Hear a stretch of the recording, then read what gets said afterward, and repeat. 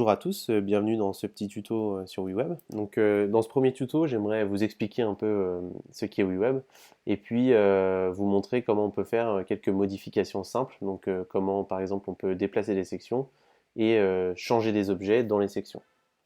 Donc déjà, il faut vous connecter à votre éditeur. Donc pour se connecter, il faut arriver sur cette page ici, connexion à WeWeb, www.wewebapp.io/hôte/login. Vous avez dû recevoir le lien dans votre email. Donc là, vous cliquez ici pour se connecter. Et là, votre dashboard va afficher le ou les sites que vous managez. Donc si vous n'avez qu'un site, vous n'aurez qu'un petit encart ici. Si vous en avez plusieurs, bah, ils vont s'afficher comme ça. Donc ici, je vais faire des modifications sur le site de notre agence, par exemple. Voilà, donc je clique sur le petit encart. Et voilà le site qui s'affiche dans l'éditeur. Donc je l'ai aussi mis ici dans le navigateur pour vous montrer, bah, ça c'est la vision telle que n'importe quel visiteur peut voir sur un navigateur. Donc on a fait voilà, un petit site sympa, pas de logique de template. Et ce site, je le retrouve ici en mode édition. Et donc ce qui est pas mal, c'est ça que je voulais vous montrer, c'est que finalement qu'il soit en mode édition ou en live directement, il n'y a pas de différence. Donc chaque modification que vous allez faire sur votre site ici, vous allez voir directement ce que verront vos visiteurs dans le navigateur. Donc maintenant un petit peu de vocabulaire. Donc nous on dit que les sites c'est composé de pages et que les pages sont composées de sections. Donc ça par exemple, c'est une page de la landing jusqu'au footer en bas. Voilà, ça c'est une page entière. Et cette page-là, elle est composée de sections. Par exemple, ce bandeau-là, c'est une section. Cette partie-là avec les étiquettes, c'est une section aussi. Et ces sections, en fait, je les retrouve ici dans mon panneau de configuration. Donc si je clique sur configuration, s'affiche ma page Agency avec toutes les sections qui la composent ici. Et donc ce qui est intéressant, c'est que ces sections, je peux les attraper là avec le hamburger et les déplacer relativement entre elles. Donc par exemple le bandeau, si je veux qu'il se retrouve au-dessus d'étiquette, je fais comme ça. Tac. Et voilà, le bandeau il s'est mis au-dessus de étiquette. Je le remets là où il était avant. Voilà. Et chaque section en fait a un stylo ici. Vous voyez, le bandeau a son propre stylo, la section étiquette aussi, et toutes les autres, c'est comme ça. Et donc en fait, dès que vous voulez effectuer une modification sur une des sections, il vous suffit de cliquer sur le stylo de cette section. Tac, comme ça.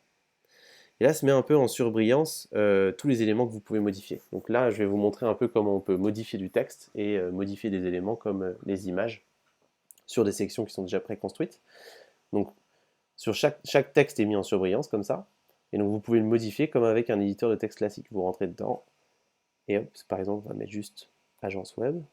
Euh, Ici, vous pouvez gérer sa taille, le mettre un peu plus gros. Vous pouvez décider de le mettre en italique si ça vous fait plaisir. Il y a d'autres fonctionnalités, par exemple, ça c'est pour tirer un trait. Je peux tirer un trait en dessous comme ça. Voilà. Et je peux aussi décider de mettre un lien derrière mon texte. Donc je surligne mon texte, comme ça.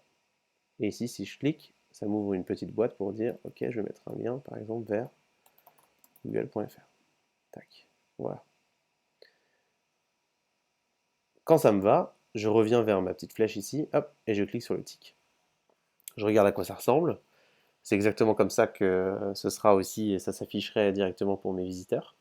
Et donc si ça me plaît, j'ai plus qu'à cliquer sur publier, et si je clique sur publier, hop, ce sera mis en production et ce sera live pour mes visiteurs. Maintenant, je vais vous montrer comment on modifie les images, par exemple.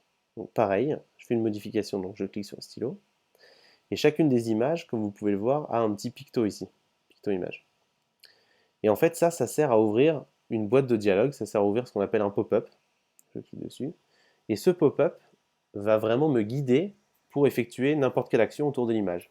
Donc en fait, c'est comme si on vous posait les questions. Qu'est-ce que vous voulez faire? Vous voulez changer l'image, d'accord, mais qu'est-ce que vous voulez faire? Vous voulez changer son apparence, mettre un filtre, la rendre ronde, carrée, comme vous voulez l'animer par exemple, vous voulez modifier le lien, vous voulez carrément changer l'image elle-même.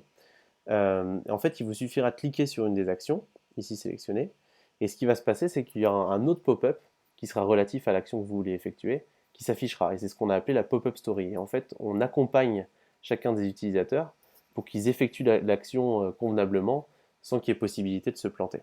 Donc par exemple, ici, on se dit, ok, je veux changer l'image, donc je clique sur sélectionner une image, et là s'ouvre un nouveau pop-up avec les images que j'ai actuellement sur mon site, Si je veux en rajouter une autre, je clique sur le plus là. Voilà. Ou des images libres de droit ici, qu'on vous a mis en place, donc vous pouvez vous servir. Là, par exemple, on se dit, bah ok, j'ai envie de mettre New York, donc je sélectionne New York. Je clique sur suivant. Et ici, il y a un autre pop-up qui s'ouvre pour dire, bon bah, vous avez sélectionné New York, est-ce que vous voulez appliquer des modifications à l'apparence de l'image? Donc par exemple, lui mettre un effet. Pourquoi pas lui mettre un effet sépia?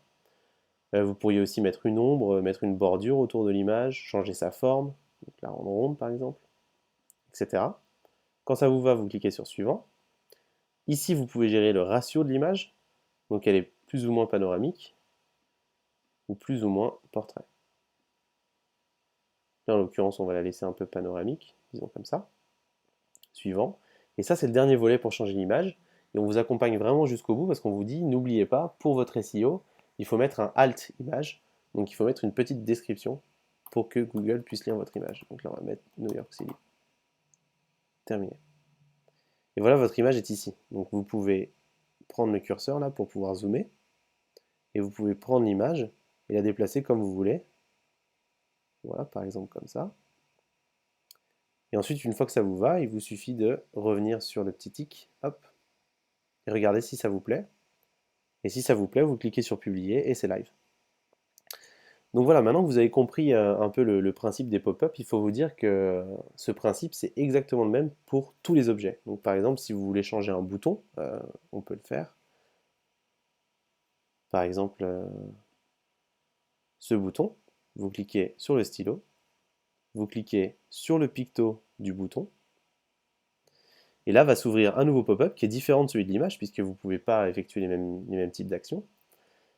Pour vous accompagner encore une fois. Donc par exemple, on se dit, je sais pas, j'ai envie de effectivement changer le lien du bouton, donc modifier le lien.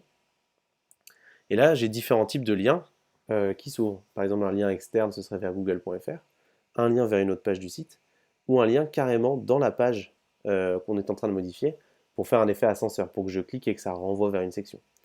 Ce qui est intéressant, c'est que les boutons ils peuvent aussi ouvrir des pop-up où on peut carrément mettre un fichier à télécharger derrière le bouton. Hop. Voilà. Dernière chose, si vous voulez rajouter une section, donc maintenant vous avez compris hein, le sujet des pop-up, et ça fonctionne pour absolument tous les objets qui se trouvent dans les sections. Et maintenant vous avez peut-être envie de rajouter une section à votre page, donc vous retournez dans votre panneau de configuration où il y a toutes les sections, et ici en bas il y a ajouter une section. Vous cliquez dessus, un pop-up s'ouvre, comme d'habitude, et là en fait il y a une bibliothèque qui est accessible avec différents types de sections. On a mis la plupart des sections dans présentation, vous cliquez dessus, et là il y a des sections préconstruites qu'on a designées pour vous et que vous pourriez décider de rajouter sur votre page. Alors par exemple celle-ci, on peut se dire ok j'ai envie de la rajouter sur ma page, donc je la sélectionne, terminé. Elle se mettra toujours en bas de page, donc j'ai plus qu'à l'attraper et la déplacer relativement, donc là par exemple on va la mettre en dessous d'étiquette, hop. La voilà. Donc c'est une section voilà, en isométrique, un peu sympa. Et après pour la modifier, vous avez compris, vous n'avez plus qu'à cliquer sur le stylo, modifier le texte comme avec un éditeur de texte classique, et modifier les images avec les pop-up comme je viens de vous montrer. Voilà pour ce premier tuto. Merci beaucoup.